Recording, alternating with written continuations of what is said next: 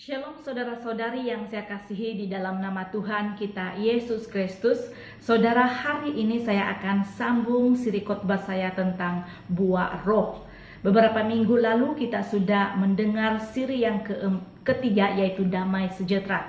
Dan sekarang kita masuk ke siri yang keempat, yaitu kesabaran. Dan inilah tema khotbah saya hari ini, yaitu kesabaran.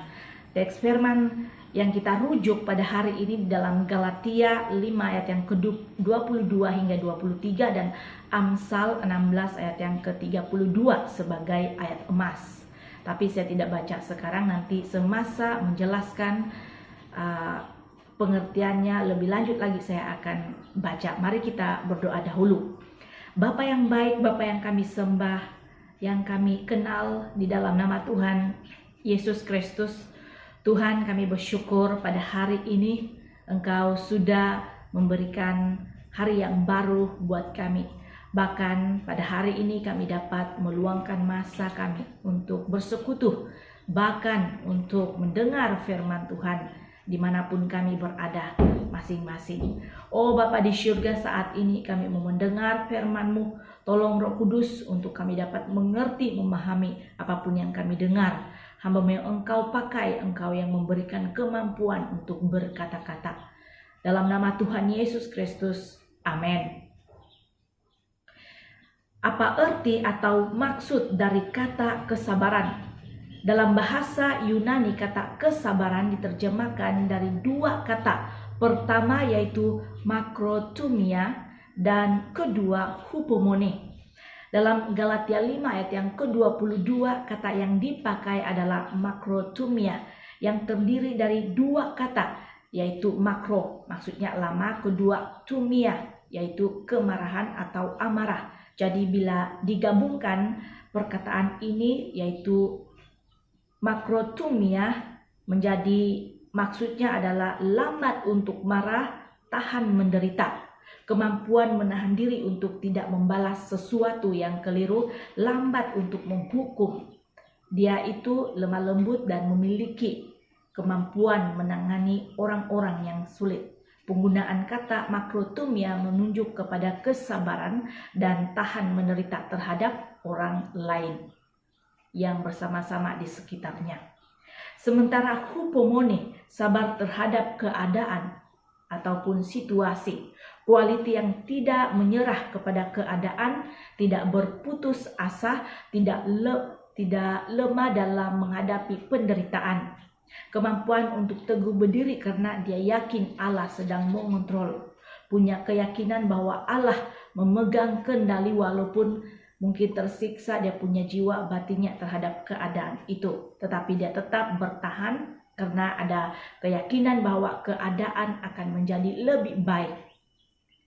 Seseorang hupomone apabila dia dilanda oleh penderitaan yang luar biasa, dia akan bertahan serta tidak kehilangan hatinya yang berani. Dia tetap bertekun sambil bersabar menahan.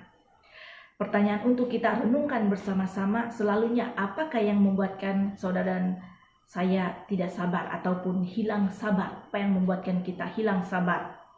Ini kita jawab sendiri dalam hati saja. Tapi saudara, secara umumnya biasanya kita tidak dapat sabar itu disebabkan hal-hal tertentu. Contohnya ketika mendapati rencana-rencana tidak berjalan sesuai dengan yang telah kita rencanakan.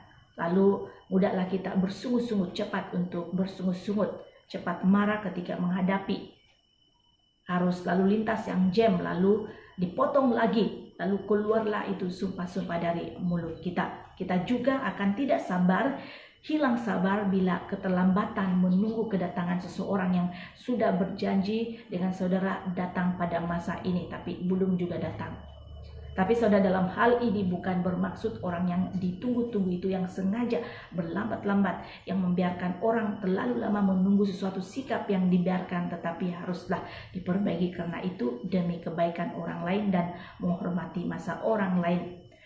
Selain itu, hal-hal yang membuatkan kita marah, contohnya kita mudah marah ketika seseorang terlalu lambat mengerti apa yang kita katakan, apa yang kita perintahkan. Kita mudah marah karena kita keinginan kita itu harus segera terpenuhi, lalu mencari jalan pintas untuk mencapai apa yang diingininya meskipun dia menyadari jalan yang dipilihnya itu tidak sesuai dengan firman Tuhan.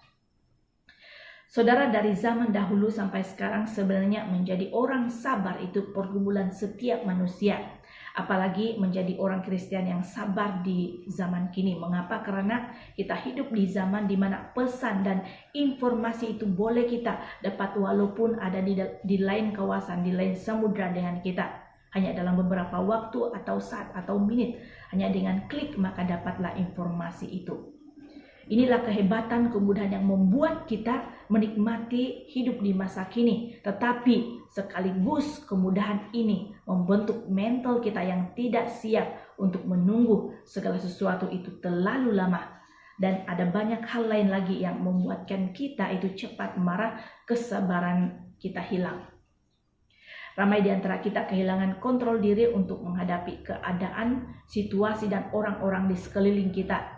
Ini membuat kita seringkali tegang, kita gelisah, tidak dapat tenang, kita cemas karena ketidaksabaran kita. Bahkan ketidaksabaran kita dapat merusak hubungan kita dengan orang-orang yang ada di sekeliling kita.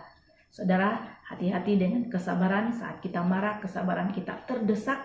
Saat kemarahan kita tinggi, semakin membakar kita, kesabaran kita semakin menipis, harus diwaspadai, yaitu tetaplah menahan dan meningkatkan kesabaran diri kita.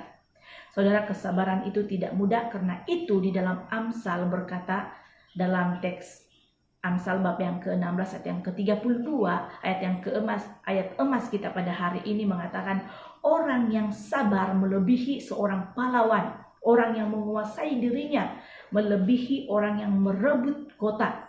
Pahlawan boleh saja kalah reputasi ataupun nama baik dengan orang yang sabar. Orang sabar dikatakan jauh lebih bernilai dibandingkan orang yang merebut kota di mata penulis Amsal ini. Nah, saudara, ada 3 poin penting yang saya akan sampaikan kepada kita hari ini tentang kesabaran. Yang pertama, sabarlah menahan waktunya Tuhan. Sabarlah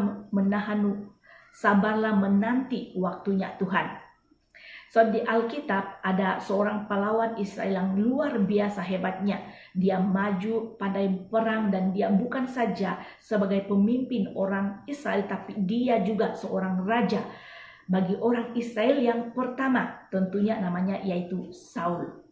Ada satu kali dalam Samuel 13 ayat yang ke-1 hingga 22, orang-orang Israel dikepung oleh ribuan pasukan Filistin yang ingin menghabiskan bangsa Israel. Mereka mula mengepung orang Israel. Orang Israel sangat gelisah, tapi Saul adalah pemimpin perang, dia siap menghadapi peperangan itu.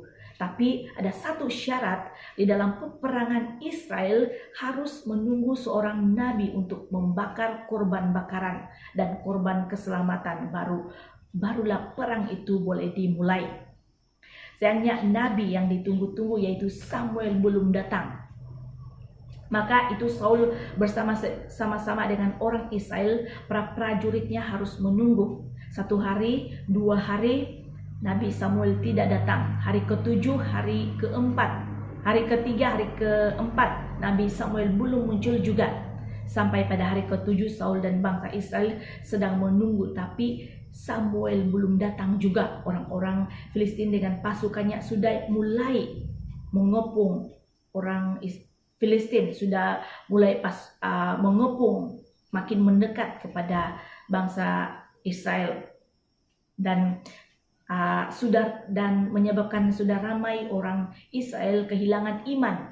Mereka mulai terkucar-kacir, mereka mulai meninggalkan pasukan mereka dan menyelamatkan diri masing-masing.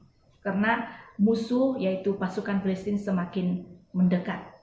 Dalam keadaan mengancam seperti itu, hilanglah kesabaran Saul sebagai raja Israel. Dia berkata kepada orangnya dalam Samuel 13 ayat yang ke-9, bawalah kepadaku korban bakaran dan korban keselamatan itu. Lalu ia mempersembahkan korban bakaran. Tindakan si Saul itu membuatkan orang terperanjat, karena itu tidak boleh dilakukan oleh raja, tapi Saul melakukan. Mengapa? Karena ketidaksabaran dia, karena dia takut bahaya yang mengancamnya, karena dia telah ketika dia telah membakar korban itu, dia bukan cuma sekadar membakar korban itu, tapi dia telah melukai hati Tuhan yang telah menetapkan bahwa korban bakaran itu hanya boleh dibakar oleh seorang nabi. So, di dalam keadaan situasi yang mengancam atau takut dirugikan, seringkali anak-anak Tuhan tidak sabar untuk menunggu waktunya Tuhan. Saudara, dalam kisah Saul, memang Nabi Samuel tidak muncul-muncul. 7 hari bukan waktu yang cepat. Menunggu 7 hari itu bukan mudah, yaitu bikin geram, sakit hati. Tapi kalau Saul orang bersabar, dimana karena Tuhan sudah berfirman, Tuhan sudah berjanji, maka bila-bila pun Samuel akan tetap bila-bila Samuel datang pun Saul tetap mahu percaya kepada Tuhan, percaya akan janji Tuhan, dan percaya bahwa Allah adalah pembelanya, dan tetap memegang janji Allah dan dapat bertenang jika dia bersabar. Apa yang berlaku seterusnya yaitu selepas saja Saul mempersembahkan korban bakaran itu, lalu muncullah Samuel sedikit masa lagi. Tapi karena tidak sabar, hilang sabar, maka dia lakukan juga itu. Padahal Nabi Samuel selepas saja dia membakar, dia muncul. Ayat yang ke-10. Tetapi Saul dia sudah terlanjur melakukan, karena ketakutan akan situasi yang mengancam itu membuat dia kehilangan kesabaran dan sekaligus dia melukai hati Tuhan. Saul melanggar perintah Tuhan dalam Samuel 13 ayat yang ke-13b. Jadi saudara, hati-hati ketika hidup kita diancam satu situasi yang membahayakan atau merugikan kita. Jangan sampai hilang kesabaran, sama halnya dalam menanti jawaban Tuhan atas doa-doa kita selama ini. Kita minta kesembuhan, pemulihan negara kita dari pandemi COVID-19. Bersabarlah jika doa-doa kita belum dijawab sampai masa ini. Namun saudara, kita bersyukur kepada Tuhan karena terbukti waktu-waktu sekarang ini Tuhan sedang menjawab doa kita selama ini tentang vaksin COVID-19.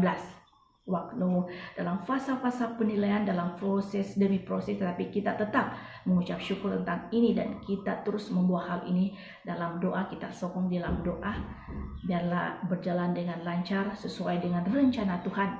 Saudara, renungkan dalam keadaan kita sudah lama melawan pandemi COVID-19 dari tahun awal 2020 lagi.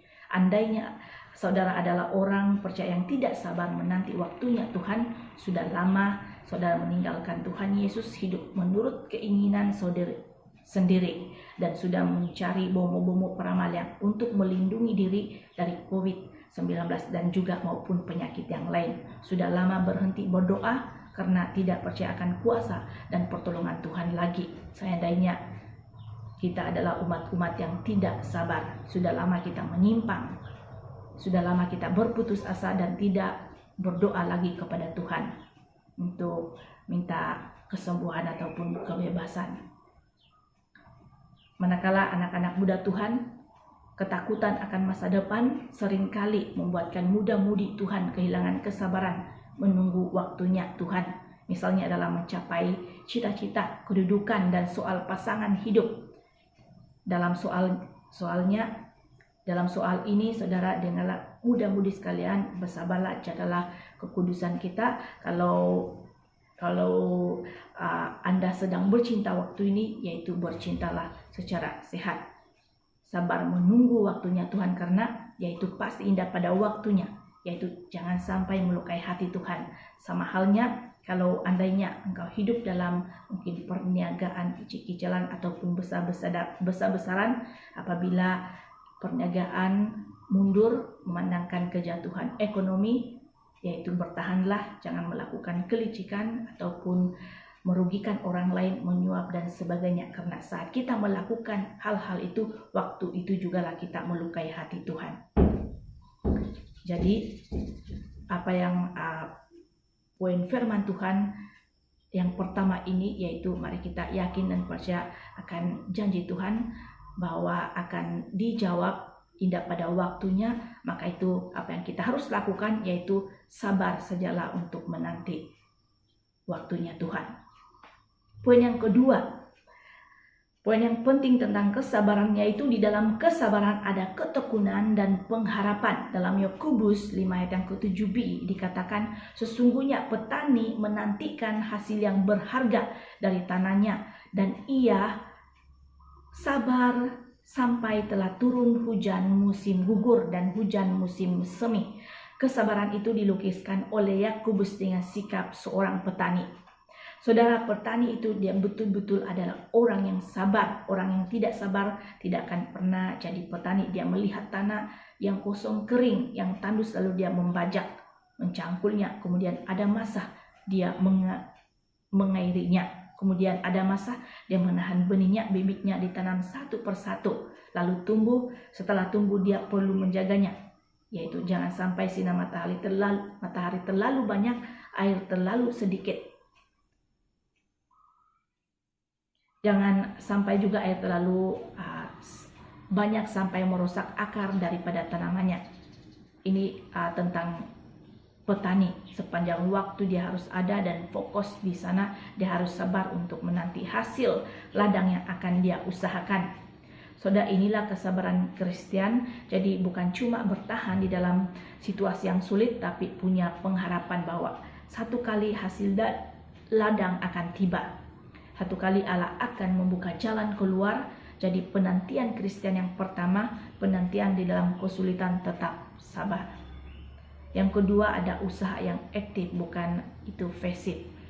Bersabar diiringi dengan ketekunan, mengusahakan sesuatu seperti tentang petani yang dilukiskan oleh Yakobus ini.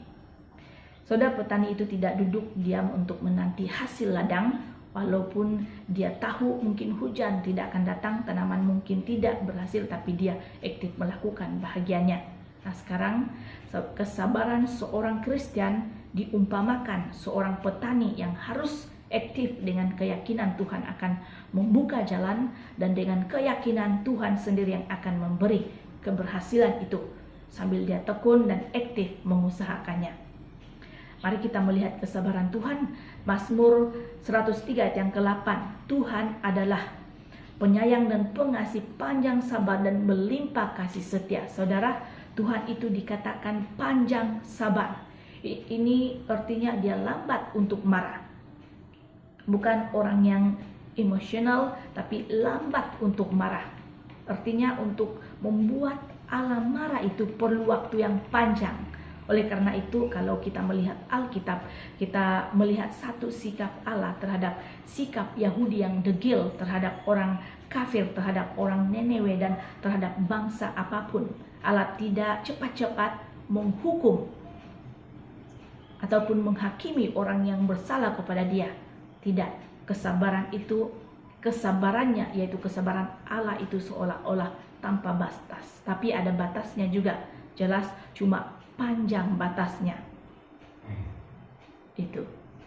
Dia menunggu orang-orang yang menghina, yang memberontak sama dia, yang melawan dia, bukan membiarkan mereka. Dia menunggu, bukan membiarkan mereka. Di dalam menunggu, Allah mengasihi mereka dengan harapan satu hari kelak orang-orang yang degil, pemberontak-pemberontak ini yang melawan dia itu menerima pengampunannya. Itulah kesabaran yang benar. Jadi selama kita menunggu, kita juga aktif bekerja. Contohnya, selama saudara menunggu anak saudara bertobat, menghormati saudara, Anda aktif menghormati dia, mengasihi dia, seperti itulah kesabaran Allah. Poin terakhir, ketiga, hal penting tentang kesabaran, yaitu kesabaran didasarkan dengan kasih dalam menghadapi sikap sesama. Kesabaran didasarkan dengan kasih dalam menghadapi sikap sesama. Saudara, kesabaran Allah dilukiskan dalam perumpamaan anak yang hilang. Lukas 15 ayat yang ke-11 hingga 32 yang digambarkan ayah yang mempunyai 2 orang anak. Mungkin kamu sudah tahu dengan peristiwa cerita ini. Satu kali yang bungsu berkata, "Ayah, saya minta warisan, bagilah bahagianku." Ayahnya pasti terkejut kan? Saya belum mati lagi, tapi sudah minta warisan. Dan menurut budaya orang Yahudi pada waktu itu, mereka boleh memberi warisan kalau ayah itu sudah meninggal. Jadi tindakan anak bungsu ini seperti satu penghinaan. Itu seolah-olah mengatakan, kau cepat-cepatlah mati, ayahku. Jadi sikapnya boleh dianggap orang Yahudi keterlaluan, melampau. Tapi saudara lihat, tidak digambarkan apapun sehingga membuat ayah itu marah. Tengking-tengking anak itu yang membagi dan membiarkan anak itu pergi walaupun mungkin hatinya sedih atau penuh kemarahan waktu itu. Dan kita tahu cerita selanjutnya bahwa setelah anak itu pergi dan di tengah perantauan harta dia habis untuk digunakan berfoya-foya, bermain dengan duitnya, judi ataupun pelacur, bermain pelacur, sampai akhirnya dia mau bekerja sebagai penjaga babi dan mau makan makanan babi pun tidak boleh. Dan akhirnya dia menyesal dan dia mau kembali ke rumah ayahnya sebagai orang upahan. Pembantu pun dia sanggup. Ketika ayah itu melihat anak itu pulang, bagaimana? Ramai di antara kita mungkin kalau berada dalam situasi itu dan melihat si bungsu ini dengan bengis dan berkata, kenapa kamu? Kenapa? Sudahlah tidak punya apa-apa lagi, baru ingat balik. Sana kau. Barangkali kita seperti ini. Inilah waktunya kita melampiaskan kemarahan kita. Inilah waktunya mengatakan, aku yang benar, kamu yang salah, tidak layak lagi. Tidak perlu kembali lagi. Tapi tidak seperti itu terhadap gambaran yang ada dalam Lukas ini. Tuhan Yesus melukiskan dengan cara yang benar-benar membuat hati kita terkejut melihat anak itu. Di mana ayah itu berlari, dia merangkul dan menciumnya. Dia dilukai oleh anak bungsu, dia menanti-nanti anak bungsu itu. Ketika anak bungsu itu pulang, dia tidak dikuasai oleh kemarahan. Dia berlari, dia merangkul, dia tidak dikuasai oleh dendam, tapi dia dengan penuh kasih, dia berlari, merangkul anak itu, mencium anak itu. Inilah yang disebut kesabaran. Dia mengendalikan segala perasaannya yang mungkin ada kemarahan juga sepanjang menunggu si bungsu itu. Tapi dia menggantikannya dengan kasih yang aktif. Seperti itu jugalah kasih yang aktif dari Bapa kepada kita semua anak-anaknya. Di dalam kegelapan dosa kita yang menjijikkan, mungkin sebelum ini seringkali kita terjebak dalam segala hal-hal dosa yang memalukan, bahkan keluarga yang kacau. Mungkin ada saja mungkin para suami yang suka menampar, memukul istri sendiri, beberapa istri yang mungkin sebelum ini barangkali tidak menghormati suaminya, anak-anak penuh dengan pemberontakan kepada orang tua. Tapi Allah sabar, Allah tetap sabar menanti engkau dan saya untuk bertobat dan kembali padanya melalui anaknya yang tunggal, Tuhan kita Yesus Kristus. Itulah kesabaran Tuhan kita Yesus Kristus, saudara. Sebagai kesimpulan dari dari buah roh kesabaran ini, biarlah kita bergantung sama Tuhan di tengah-tengah kemarahan kita. Biarlah kita bergantung sama Tuhan di tengah-tengah ketakutan kita. Kita mohon Roh Kudus menguasai kita. Biarlah yang muncul buah roh kesabaran. Biarlah kita lebih dari seorang pahlawan, biarlah kita lebih dari seorang yang menaklukkan kota, dan biarlah kita berkata kepada Tuhan, jadikan aku orang yang panjang sabar, lambat untuk menjadi marah, dan tetap mampu percaya kepada Tuhan dalam keadaan yang sesulit apapun, karena yakin satu hari kelak jalanmu akan kau bukakan bagiku.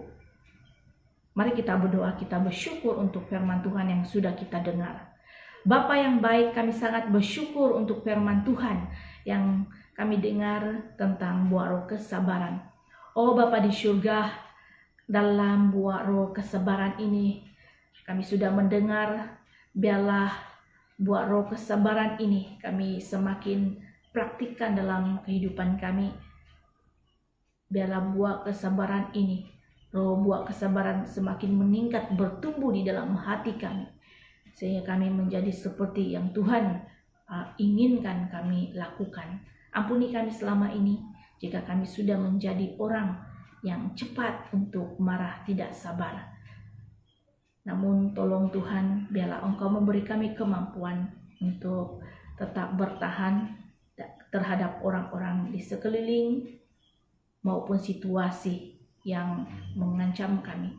Tuhan, inilah kami Tuhan, anak-anak-Mu, Engkau yang memegang kendali hidup kami.